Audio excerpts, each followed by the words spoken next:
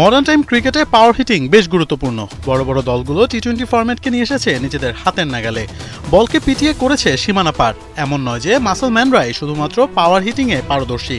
সাবকন্টিনেন্টের দেশগুলোর ব্যাটাররাও এখন হরহামেশাই ব্যাট করছে 200 থেকে 170-80 স্ট্রাইক রেটে। এর মূল কারণ অবশ্যই স্কিল এবং প্র্যাকটিস। টি-20 ক্রিকেটে বর্তমানে 200 রানও অনেক সময় জেতার জন্য পর্যাপ্ত হয় না। ব্যাটারদের এমন স্কিলফুল করতে বিসিবি এবার নিয়োগ দিয়েছে হার্ড হিটিং ওস্তাদ জুলিয়ান উডকে। বর্তমান ক্রিকেটে উড একজন চেনা মুখ। বিভিন্ন দেশের ফ্র্যাঞ্চাইজি ক্রিকেটে তালিম দিয়ে আসছেন তিনি।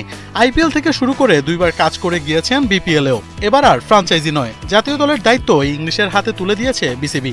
টাইগারদের অনেক প্লেয়ারই বর্তমানে পাওয়ার হিটিং আয়ত্ত করছেন, তবে দলের মধ্যে সেই স্পিডটা এনে দিতে উডকে 21 দিনের দায়িত্ব দিচ্ছে বিসিবি।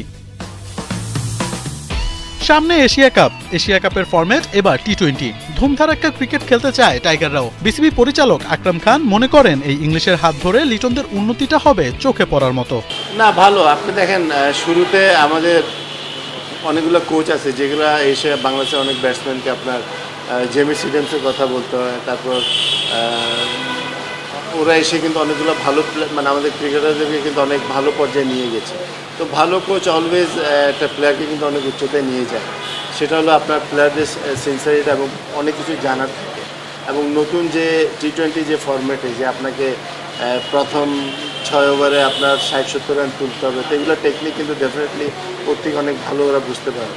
সো যত তাড়াতাড়ি সম্ভব ওর থেকে যদি লার্ন করতে পারে সেটা টি-20-র জন্য ভালো হবে। এবং বাংলাদেশ যেটা দেখেছি, বাংলাদেশ টি-20 কিন্তু খারাপ খেলে না, ভালোই খেলে। কিছু জায়গায় ইমপ্রুভ করলে ইনশাল্লাহ আমরা ভালো করব। উড মনে করেন শুধু ফিজিক্যাল ফিট হলেই যে বাউন্ডারির ফুলঝুরি হবে এমনটা নয়। অবশ্যই ফিটনেস বড় রোল প্লে করবে, তবে তার সাথে থাকা চাই নিবিড় অনুশীলন এবং স্কিল। যথেষ্ট স্কিলফুল হলে যে কোনো দলের বিপক্ষেই যে কোনো পরিস্থিতিতে ভালো করা সম্ভব। এখন দেখার বিষয় এশিয়া কাপের আগে 21 দিনের ক্যাম্পে কতটা শিখতে পারেন লিটন, তামিম, জাকেররা।